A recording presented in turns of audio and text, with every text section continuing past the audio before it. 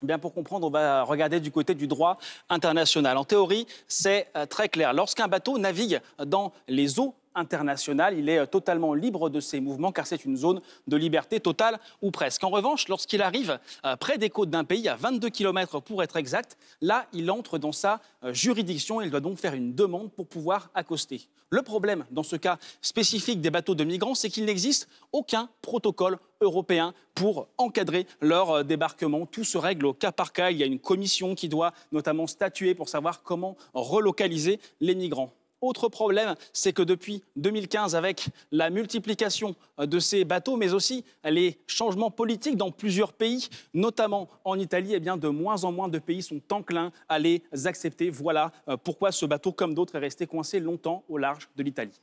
Alors ça, c'est pour le casse-tête humanitaire. Il y a aussi un casse-tête réglementaire, Alexandre.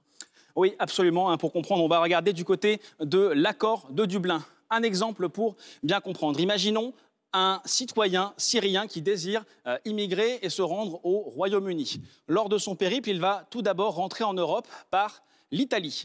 Là, il va être contrôlé par la police italienne qui va lui signifier, s'il remplit certains critères, qu'il peut faire une demande d'asile pour ne pas être expulsé. Il va faire cette demande et donc être remis en liberté le temps qu'elle soit traitée. Il va ensuite continuer son parcours et arriver en France. Là, il va également être contrôlé par la police, mais cette fois-ci, la police va décider de le renvoyer en Italie. Pourquoi ? Parce que le pays d'entrée doit gérer seul la demande d'asile de A à Z.